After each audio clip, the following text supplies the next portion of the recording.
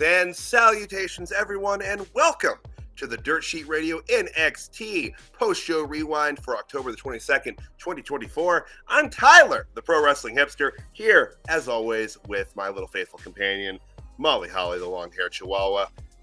Tony, she's right here. She's right here. And tonight, it is just myself and little Molly Holly here tonight. We'll be running solo here this evening, or I guess a interspecies tag team. If you want to look at it that way. But we'll be talking about NXT and breaking everything down for you here tonight. The chat will be with us as well. It's going to be a good time, guys. It was a hell of a show tonight. It was the, I'm going to put Molly over here just so she can relax a little.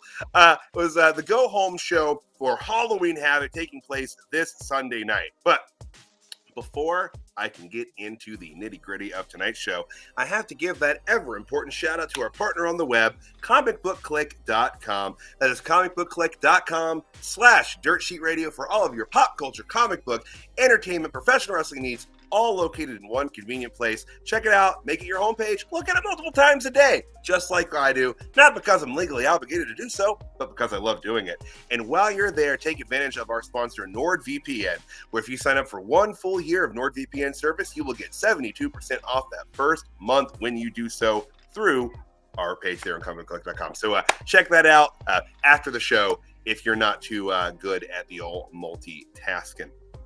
But folks, we're here to talk about NXT this evening, and we're going to hop into the main event tonight. Our main event this evening saw Stephanie Vaquer and Giulia teaming together to take on the team of Fatal Influence.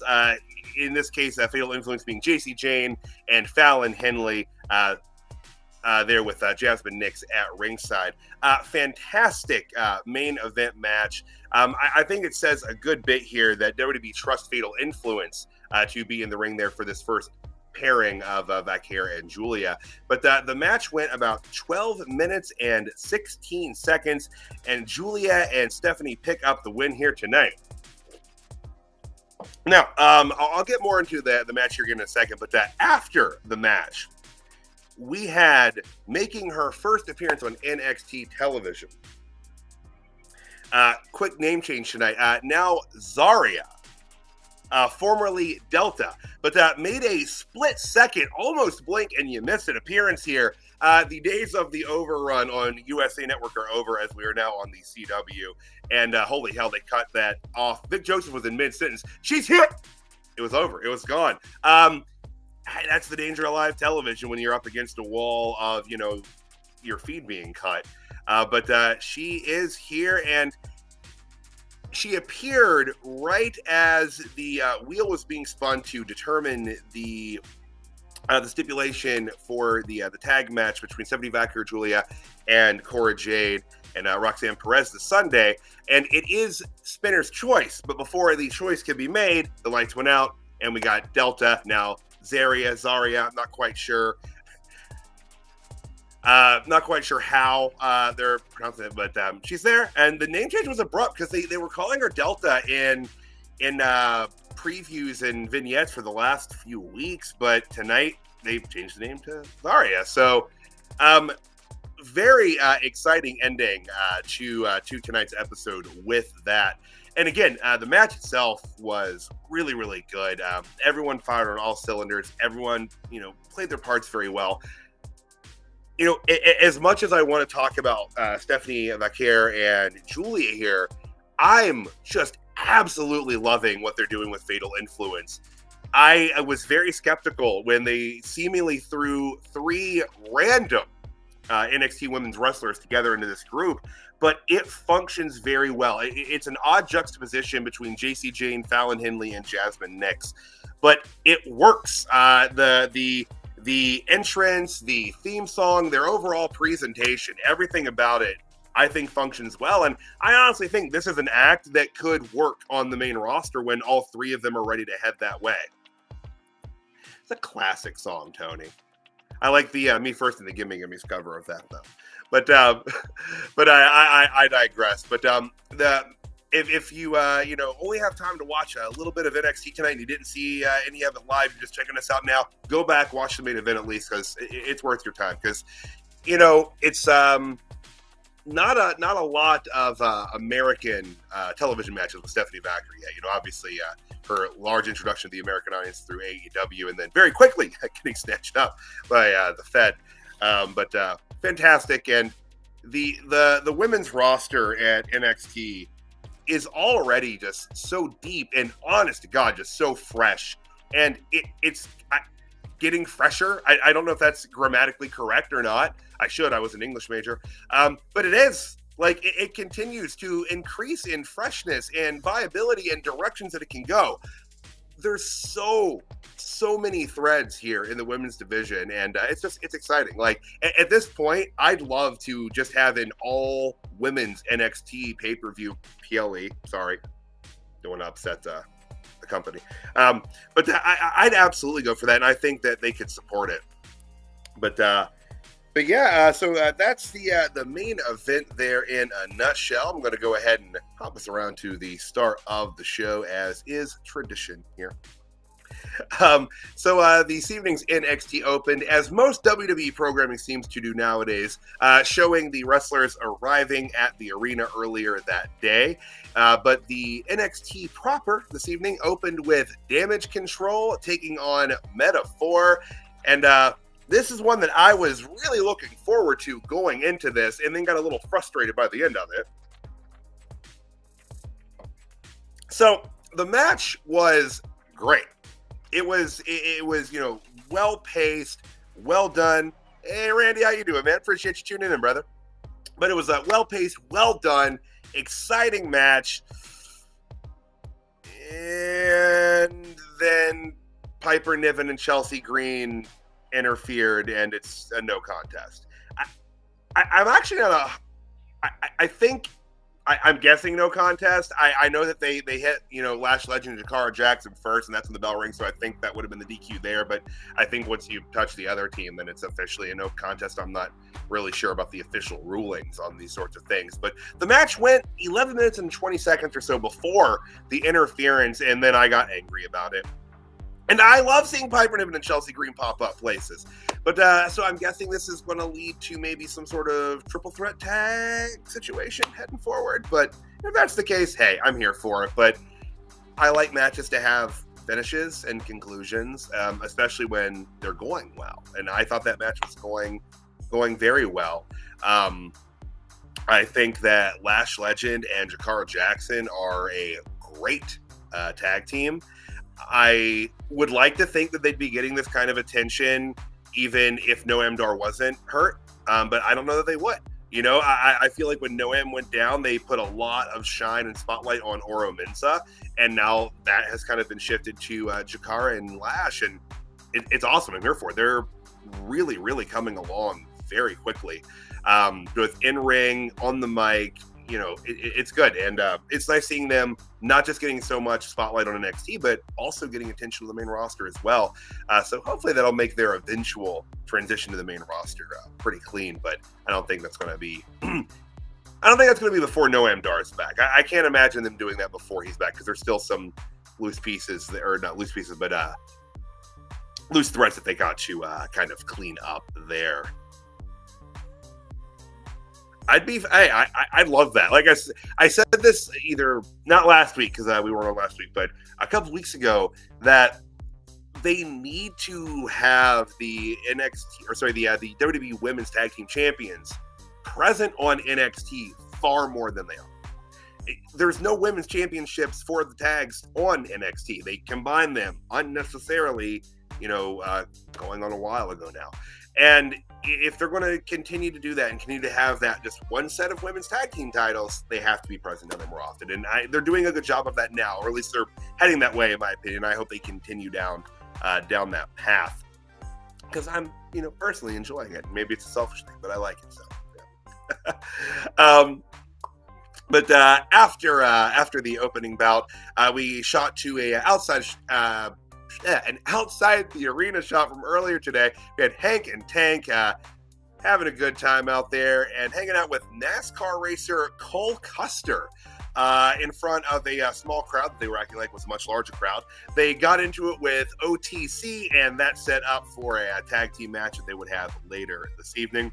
I'm going to be honest, I didn't know who Cole Custer was. I I admittedly do not follow NASCAR. I defy my Appalachian heritage in that way. I guess growing up in West Virginia, you almost legally have to choose to enjoy NASCAR or professional wrestling. And I obviously chose professional wrestling in that way. But hey, mainstream sports tie-ins are always good. So even if I don't recognize them, I'm sure somebody did. Right? Yeah. And then they did that thing that I don't like they do, where they introduce one person heading to the ring and then have something happen in between that. But Jaida Parker made her way to the ring for her match with Tatum Paxley ahead of another earlier today segment that had Sol Ruca, Brindley Reese, and Carmen Petrovic working out, I assume somewhere in the Performance Center, and they were approached by that just swarmy Lothario, Ashante, the Adonis. And yeah, he looked at Carmen Petrovic and talked about how they shared a moment last week. And they kind of, focused on them. And Sol was like, no, not interested. She's not interested in you. No. And Carmen Petrovic took some great offense to this, being, saying like, oh, like, what's good for me. Like, what I want. And that set up to them being scheduled for a match later tonight. After that, before our next match, we had one of a couple spots they played tonight for NXT, being at the old ECW arena for the November 6th episode of NXT. So that'd be fun. Again, they had a couple little spots for that tonight. They had another one that was a little kind of vignette with Shawn Michaels talking about all the crazy stuff that's happened in that arena over the years, and that NXT will be there and doing crazy things as well. I'm sure not that crazy. No one's going to get hit with a stun gun and thrown off the scaffolding or anything. Yeah. If you don't know what I'm talking about, just look it up. New Jack. Okay. Just Google New Jack. You're going to have a fun time reading a lot of things if you Google New Jack. R.I.P. New Jack. Back to NXT there. Our next match, we had Jaida Parker take on Tatum Paxley one-on-one. The match was pretty solid. I wish they'd given it a little bit more time. I went about 4 minutes and 15 seconds. Jaida Parker picking up the win here. And as you can see there, Lola Vice watching backstage. And as soon as she picked up that victory, Lola made a beeline to the ring to go at Jaida Parker. So, their feud continues here. And then the weirder, more illegal thing, Wendy Chu snatching poor Tatum Paxley, shoving her into one of those shipping crates that WWE uses to move their equipment around, and then wheels her ass out of there. This is a crime, okay? A crime that was captured on national television. I'm not saying that HBK needs to tighten things up, but I'm saying that he needs to tighten things up. It is dangerous. The parking lot's dangerous. Ringside is dangerous. Good God. But the match was great, and I'm interested to see what's going on here with Wendy Chu kidnapping Tatum Paxley. But back somewhere in the backstage area, we caught up with the No Quarter Catch crew and Lexus King. Lex, who still appears to be turning over a new leaf. And, kind of maintaining that people aren't believing it. People aren't trusting him. And Charlie Dempsey is being kind of reassuring here, explaining that it takes time. It takes time for people to really accept and see these changes. I have to talk about Charlie Dempsey's mustache. It was the full Lemmy. And, now he seems to have moved to the chops and the stash. And he looks like a longshoreman turned professional wrestler now, which isn't a terrible gimmick. There have been worse gimmicks than that. Hell, somebody probably was a longshoreman that was a wrestler. That probably was a gimmick at some point. But Lexus King will be getting a Heritage Cup match, but he needs a corner man. He needs a corner man. And so he thought about that and, walked off to see if he could find that corner man. And we'll talk about that a little bit more later during the broadcast. Staying in the backstage area, we saw Javon Evans and Cedric Alexander talking to Fraxium, being Axiom and Nathan Fraser. And they were kind of throwing little jabs at Javon Evans, the young OG, kind of picking at how young he is and calling him kid, and, telling him like, he'll win the big one someday and all this. And he got pretty irritated about it and ended up slapping Nathan Frazier across the face. And they kind of got pulled apart, and he stormed off and ran into Wesley, and Wesley kind of threw some shade at him as well. And before he could kind of run after Wes, he was pulled back by Cedric. So showing a little bit of a more hot-headed, angry side of Javon Evans, which is good. Javon Evans is obviously very young, very new at this, but he's got a lot of raw talent. He's very good in the ring. He's fun to watch, but he is very bubbly and smiley, and everything he's done, his vignettes, his pre-recorded interviews and everything, have all been like, I'm a happy wrestling fan. And it's good if they're trying to show a little more of aggressive nature to him, or a little more of a rough side. So I'm for that, as long as they can do it without it coming across cartoony, and that's more on him than anything else. Practice those mean faces. Take it from Finn Balor. It can take some time to get those angry faces to look convincing without people just going, oh, look how mean you look. Like when The Miz does it. Anytime The Miz tries to be intimidating, all I can think is, oh, Mike, look at you. He's so cute when you're angry. Because he's not convincing when he's angry. He's not scary. He's not intimidating. So, learn. After that, we had a hype segment for the main event tonight. Fantastic produced segment here. I'm a big fan of them running these this way. It just lets them show so much more personality and get that natural charisma across. And loved it. I like this pairing for right now, but obviously, it can't be that long-lived. They've got a common goal here. They're both gunning for the NXT Women's Championship. So we'll see if their friendship and alliance can hold through the match this weekend at Halloween Havoc.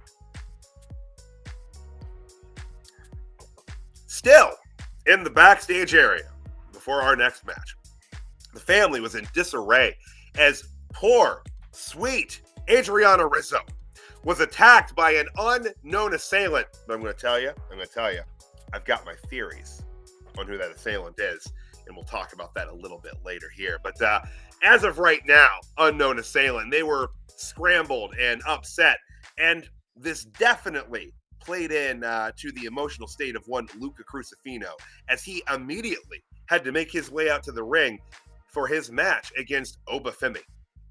Oba Femi won this. I think even without the distraction concern about his friend Adriana Rizzo, Oba Femi would have run him over.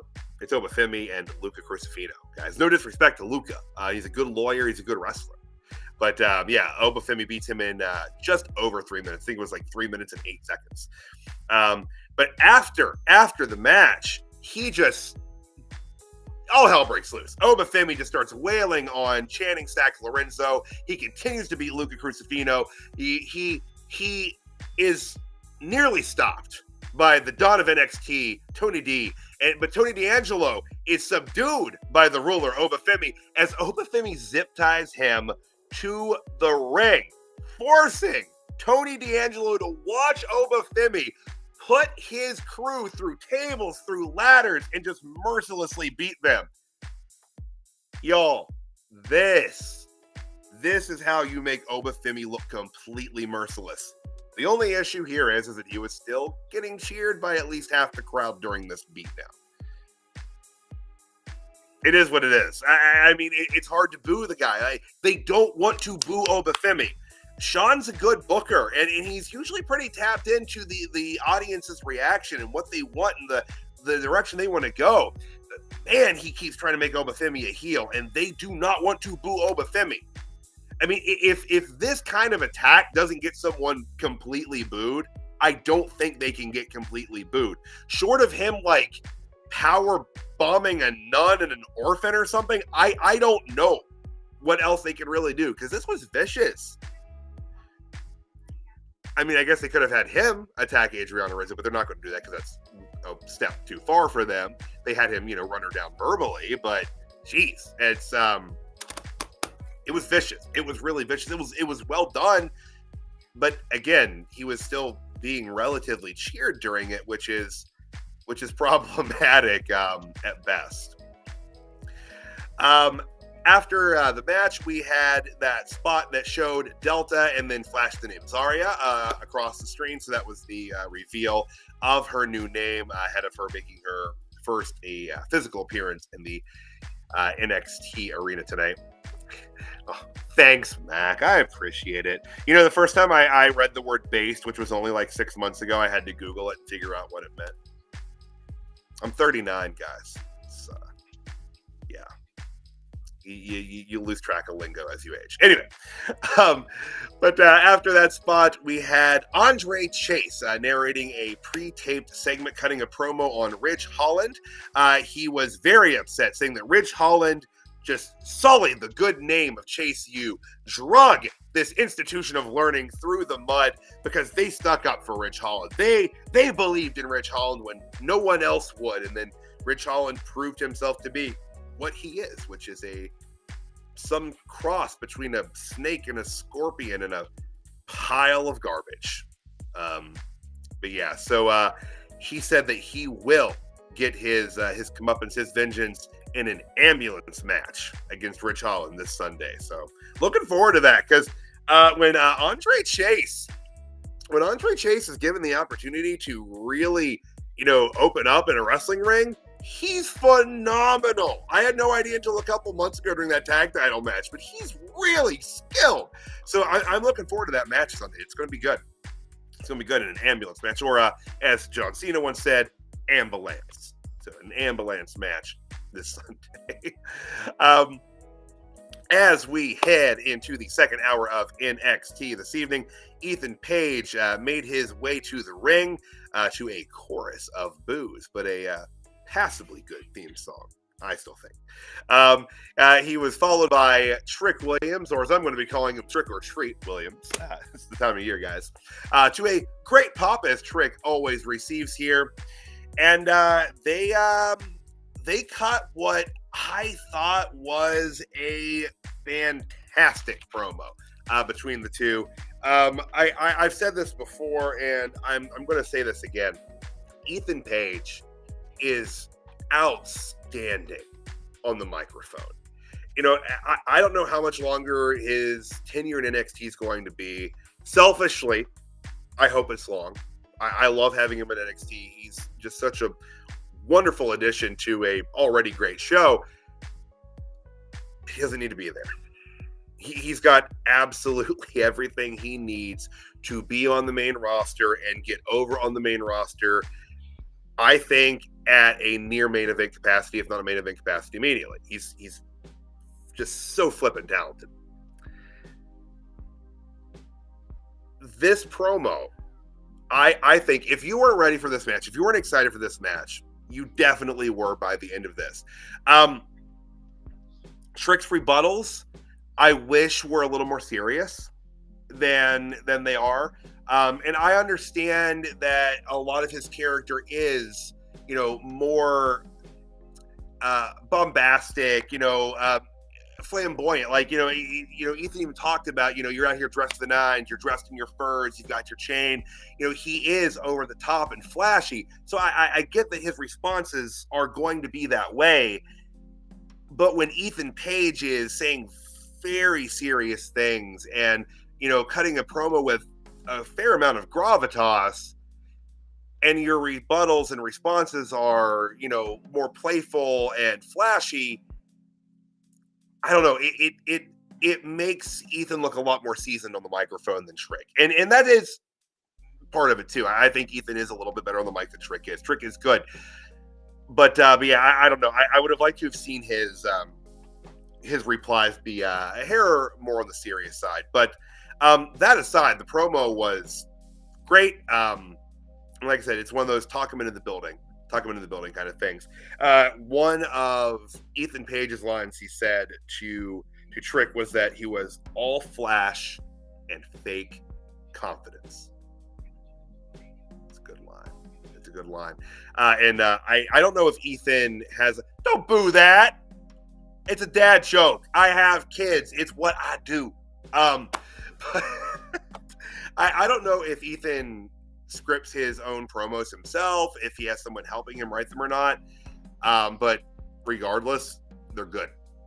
He has a lot of good liners, and not just like zingy one-liners either. He's got a lot of just solid hits in his promos. But fantastic work there. Let's see here. Checking my notes. Let's see. After that, in the I don't know what area of the performance center this is. The kitchen. Like, I mean, there's a couple microwaves back there. I'm not really sure. But there, Cora Jade and Roxanne Perez were, kind of rizzing themselves up, as the kids would say. And Fatal Influence showed up and said that, they're going to be taking care of Kalani Jordan this Sunday, and Cora and Roxy would be taking care of Giulia and Stephanie Vaquer this Sunday. And it was, solid promo. In the background of that shot, John, if you wouldn't mind bringing that picture back up, you can see Lexis King back there talking to the gatekeeper of NXT Level Up, Dante Chen. I'm assuming this was part of Lexis King's futile attempt to find a corner man for the Heritage Cup match that he is going to be having here soon. But love that they do stuff like that. Analyze every shot of the frame, guys. There's story happening all around. That's how WWE does things now, or at least how Sean likes to do things, and Trips to an extent. But going from there, we had our next match on the card set up earlier this evening in the backstage area. Was Sol Ruca taking on, I guess, her former friend, Carmen Petrovic. They were kind of pissy with one another earlier in the evening, but Carmen was a tad bit distracted during the match as she saw Ashante the Adonis in the crowd with, I'm not sure who that is. I don't remember. Usually I can recognize most of the people in these shots from at least Level Up. But I'm not quite sure who that was. But she was distracted all throughout the match by him being there with this mystery lady. And that distraction put her on the receiving end of a soul snatcher, and Sol Ruca picks up the win in 4 minutes and 7 seconds. I really do think that Carmen and Sol have pretty good in-ring chemistry together, but unfortunately, it's not really what the story of this match was. It was there to kind of more put over the budding story between Ashante the Adonis and Carmen Petrovic, because I guess she's actually interested in him. Somebody had to fall for his shtick eventually, I suppose, which is unfortunate because he's an ass. But after that match, back in the backstage area, we had Nikita Lyons hanging out with Tyrick and Tyson. They hadn't been on TV for a hot minute, but it was good to see him back on. So maybe they've got some plans going for him in the kitchen there. So hopefully, I don't know. Or maybe they just needed someone for Nikita Lyons to talk to. I don't know. But she was telling them that nobody was just going to give them an opportunity. They had to seize it, which is, what she does. And as she was saying this, Oba Femi walked by and handed her lioness pride cape robe shawl thing. So I think Henley. Excuse me, I'm sorry. I was going to say, can we transition Nikita Lyons to a manager position? Because this would work, man. This would really work. Yeah. And it's better for her knees. Yes. I hate the term injury prone. Absolutely hate it. But she's gotten hurt like back to back to back. And she just started. So it's like almost like she's not taking. Right, like, and that happens sometimes. Like, there are some people that get into it. It's just wrestling's hard, y'all. Like, the human body was not evolved to take 6-foot drops to your back repeatedly for like 320 days a year. It just wasn't. But yeah, I'd love to see them make this transition for her. But I do think that she is the attacker of Adriana Rizzo. I do think that that's the direction that they're heading here, which will probably get us some sort of tag match at some point in the future. But yeah, I'm with you, John. I'd love to see them make that transition for her and have her, build a whole stable of wrestlers. Honestly, like they like having her on TV. I think it goes without saying that a large portion of the pro wrestling demographic likes to see Nikita Lyons on TV. So it'd be a good fit. And she's not bad on the mic, and you can always, get better there. Ava is proof of that. So, but moving forward from the backstage and the maybe budding partnership of Nikita Lyons and the ruler, Oba Femi, we had the tag match set up earlier this evening. We had OTM taking on Hank and Tank with Cole Custer, the NASCAR driver. This was a pretty quick match. So pretty shortly into it, Lola Vice ran down and attacked Jaida Parker. And that distraction caused a pretty quick win for Hank and Tank in just over 3 minutes. But hey, a win for Hank and Tank is a win for Hank and Tank. Quite frankly, OTM weren't going to win anyway. So happy for Hank and Tank there. And then after the match, of course, everybody danced with Lola Vice, including Cole Custer. And I'm not sure if Cole Custer's real name is Cole Custer, but that is a name that Stan Lee would have used. So credit to him for having a Stan Lee name. But yeah, I'm always happy to see Hank and Tank, even if it's in, the context of them dancing with a NASCAR driver. And obviously, Lola Vice as well. After that, backstage, a very angry Fraxium were in Ava's office shouting that they wanted a match with Siobhan Evans and Cedric Alexander. And, the titles could be on the line. And again, Ava's like, are you sure your partner is cool with this? He's like, he's fine with it. And that seems to be how they get most of their matches. Nathan Frazier gets pissed off and then it gets booked. But after that, Lexus King walked up to Ava and said that he was having a lot of difficulty obtaining a quarter man for his Heritage Cup match. No one trusts him. No one wants to be his friend, as it would be, as he spent, the first year or so of him being at NXT just running down everyone and being a snake and hitting everyone with a cane and being a general asshole and having atrociously terrible facial hair. So no one wants to be his corner man. So he asked Ava to assign a corner man, and she said that it doesn't work that way, and he would have to find one. So his search continues. But after that, we had Rich Holland's rebuttal to Andre Chase and the ambulance match that they will be having this weekend. And Rich Holland said that that was going to be Chase U's last ride. Rich Holland, is completely evil now because of the beard. That's how you know that his delve to the dark side is 100% complete, because that is pure just chaos growing on his face right there. Just foul, evil, unspeakable. The darkest beard, the devil's beard, to paraphrase Sam Loomis of Halloween. But solid vignette.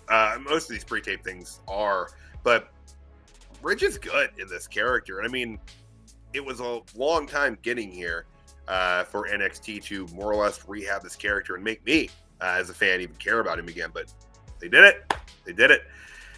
And I'm here for it. I would like for, Andre Chase to win, but I don't know. Like, I feel like if he beats Rich Holland's kind of done. Chase, you can bounce back from this. I don't know if Rich Holland can, because he's had a lot of start and stop to this.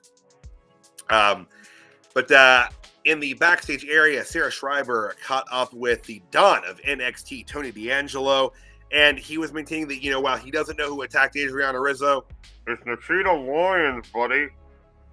But while he didn't know, he's angry about it, and he cut a very fiery promo on Oba Femi. This might be the best promo that he's cut. It wasn't super long, but it was really well done. And he was full of fire and piss. We're getting ready to take on Oba Femi this weekend. It was, again, like, this promo much like the Ethan Page Trick Williams throw, this was one of those talk him into the building things, which they need to do because rumor mill is that the ticket sales aren't super grand for Halloween Havoc this weekend. It is like a 10,000 seat venue for them, but so hopefully it picks up. But after that, we had backstage before they came out for the main event. Giulia and Stephanie Vaquer walking towards Gorilla, and they ran into Io Sky and Kairi Sane.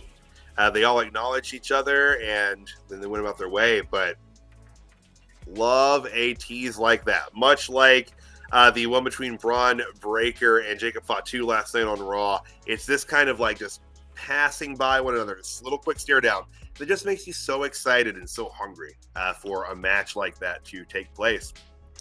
But guys, that is NXT in a nutshell tonight.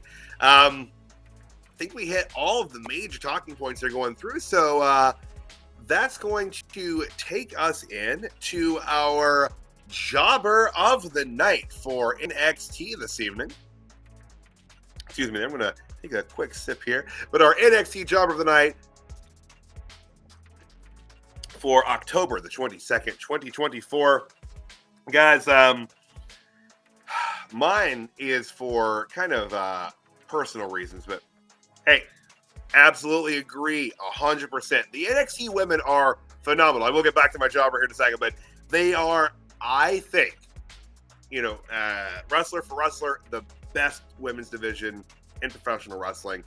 Again, I would love to see an all NXT women's PLE, or even if it was just like an all women's episode of NXT, special episode. I'd prefer it to be a PLE, but I'll take what I can get, guys. Just make it happen one way or the other. But incidentally, my jobber this evening is one of the NXT women's roster, though. It's Carmen Petrovic. And it's not because she lost to Sol Ruca. It's more how she was distracted by Ashante the Adonis, this just awful Lothario. She was distracted by this man with some person in the crowd, and that's why you lost? And also, you're falling for this garbage? Come on, Carmen. You're better than this. Wise up. Smarten up. He's not a good dude. Come on. Don't fall for this. It's lame. It's like he watched like all of MTV's The Pickup Artist, and he's just spitting all that out, and you're falling for it, and it's sad, and you shouldn't do it. So until she sees the light there, Carmen Petrovic's going to be my jobber of the night. Sorry, Carmen. Sorry. But on to happier things. The megastar of the night. See people not. I'm not alone.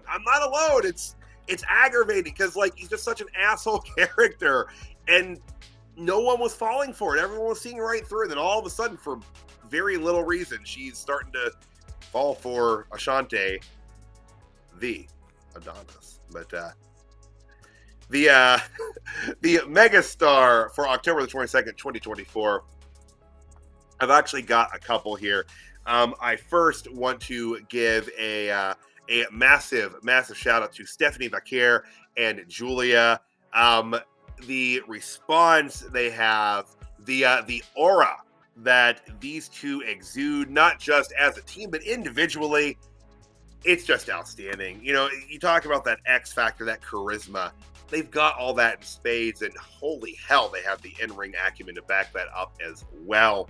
And they were in the right spot tonight in that main event. And there's a lot of main events in the future for them. So they are one set of my megastars tonight, and the other is all ego Ethan Page.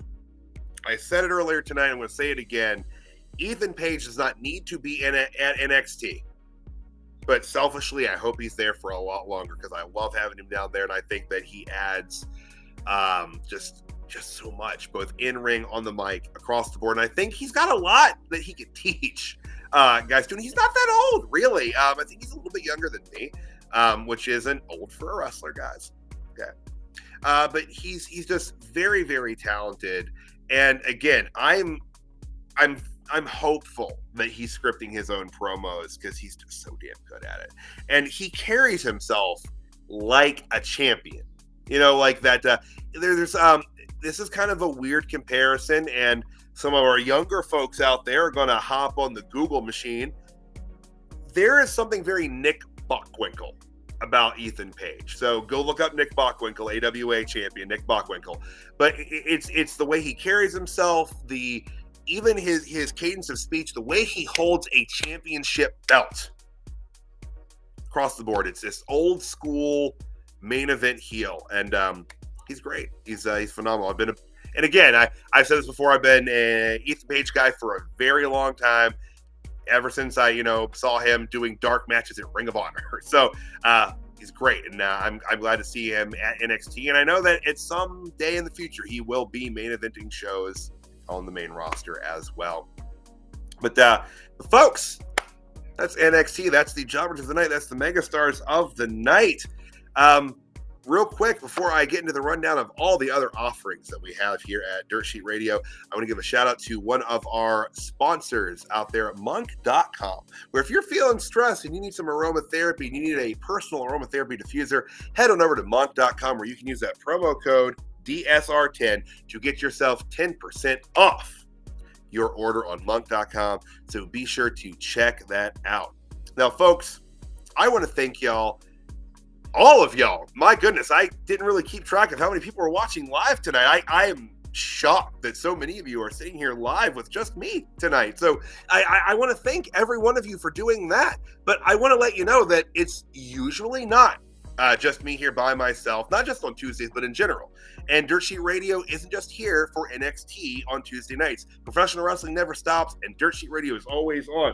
And we are here every single Monday night breaking down Monday Night Raw. We are here, obviously, Tuesday nights for NXT. We are here Wednesday nights. You know what that means? AEW Dynamite.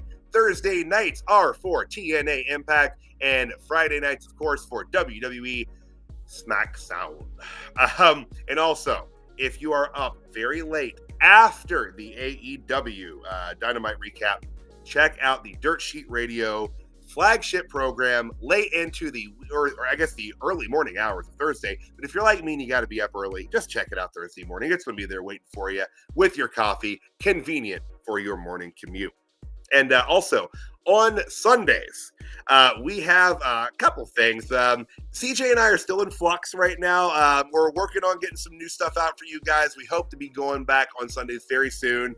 We apologize, guys. Sometimes life be lifing. October is kind of a rough month for me on the weekends. There's a lot of spooky activities, and I've got 4 kids, and we go in a lot of directions on that. So my apologies there, guys. But we'll be back soon, I promise. But every Sunday, always putting out new content. The guys over at 3NT with the Christmas graphic and all of the IWC. Check them out every single Sunday, guys. And yeah, there's that the Major Issues podcast. And hey, John, are you guys going live tonight? Or are you going on Thursday?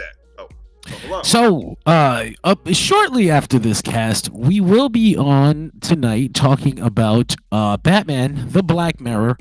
It is Halloween, and it is one of the. We've already done the Long Halloween, which is years ago.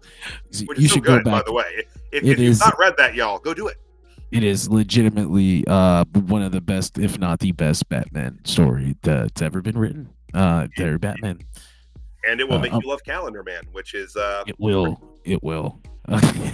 But tonight, it will be Batman the Black Mirror. Jim Gordon's son, James, has returned. Is he a psychopath? Isn't he? We will find out as we review The Black Mirror, Scott Snyder's best Batman book. Court of Owls can sit at number 2. But yes, Major Issues tonight, live. And if you're not watching live, which I don't always expect you to, catch it everywhere podcasts are found. Spotify, Amazon, Google, all the podcast places, or of course, YouTube for the video version. So thank you for that. All right, guys. So yeah, so like I said, always something fun, always something new. Dirt Sheet Radio is always on. And hey, it's not all about wrestling, guys. Like I said, check out Major Issues, guys. They always have a lot of fun. Oh, Mo, that's rude to yawn when people are talking. Oh my God, yes. We talked about last night as well, but go check out Danny Ocean's bad blog. Good grief. Bad blog. That's hard to say. Bad blood vlog. Man. But go check it out, guys. He says it properly. He does not stumble his words like I do or Lillian Garcia. #1 containers match. I'm sorry I had to bring it up again. Mangled intro by Lillian Garcia. It's a Raw deal card. Don't get mad at me. It's real. But y'all, just real quick before you go, I am Tyler, the Pro Wrestling Hipster. You can follow me on the socials at PW Hipster over on the Twitter, on Instagram. I don't do a whole lot of stuff on Twitter or Instagram, really. But on Facebook, the Pro Wrestling Hipster, you can catch me over there. And see me doing some obviously fun stuff with DSR. I make some memes. Sometimes I make people mad. I have hot takes. That's what you do on the internet, though, right? But the Pro Wrestling Hipster over on Facebook. Give me a follow there. After you follow Dirt Sheet Radio, of course, if you haven't already, you should. Hit that like and subscribe button. I don't say that enough. People get mad about hearing it, but it really does help us out, guys. It means a lot. But it also means a lot that you've all tuned in live to watch me and Molly here tonight, and I really appreciate that. We thank you very much for it. We'll be back live tomorrow night, guys. We'll see you then.